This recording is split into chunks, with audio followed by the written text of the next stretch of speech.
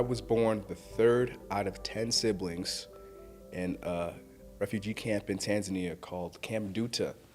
I was the first son of my parents. It was just four of us at the time. It was me, my mom, my dad, my two older sisters. We moved to the States in 2008 with my baby sister, who was born right after me in 2007. I originally almost didn't want to go to college. Really? But I was kind of pushed and encouraged, I would say, by my CT instructor. I talked to him, and he pushed me towards applying for scholarships.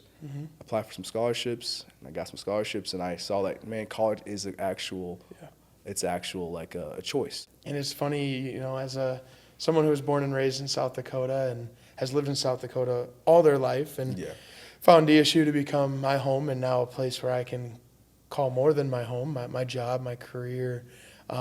It's interesting how you mentioned your parents and how their influential piece in their hard work is very similar to the Midwest value of working hard, coming home at night, providing for your family. Somebody mentioned this quote the other day to me, and I thought it was pretty cool.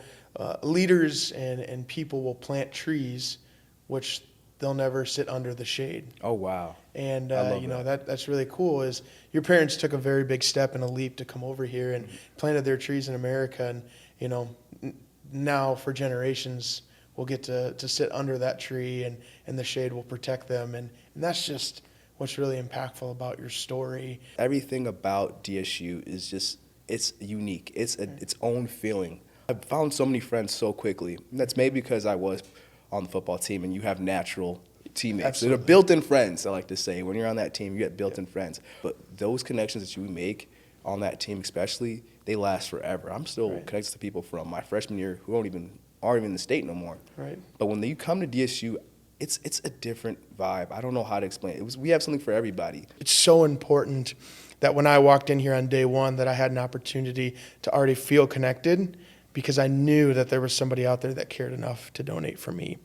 And they cared so much that they were spending their hard-earned money. And I guess I never really understood, too, but I'd never asked my dad for a $20 bill, right?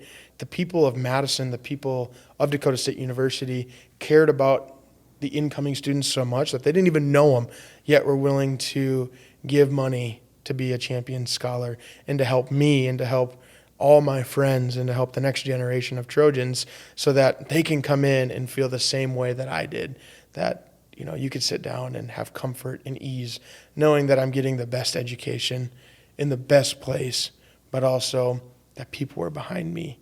And that's kind of why I give now. 100%, Braxton. I really love the way you put that there, just the way you kind of conceptualize the whole process of these donors giving money. I've never really thought about it until you put it that way. It's someone who really doesn't know you at all is giving their money, their hard-earned money to you for you to learn. And now that I'm really thinking about it, it's actually incredible.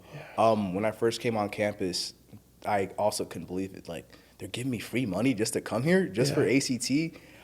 So I actually ended up taking my ACT three times so I could get that champion scholarship threshold, whatever it was. And it was just incredible to me. The fact that they were offering this money just for coming here and reading the certain criteria, I thought that was like the greatest thing ever. And I couldn't believe it.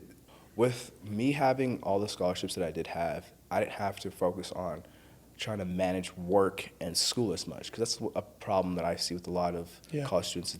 Because they didn't receive scholarships, they're then trying to make the difference by working hours, and that takes away from your on-campus activities, from your school work, from even just enjoying your own personal life. When you have to work 30 hours or however many hours you have to work a week, it drains you as a student. Like, being a student's a full-time job. Right. So then taking away from that and working, it makes their hard job even harder.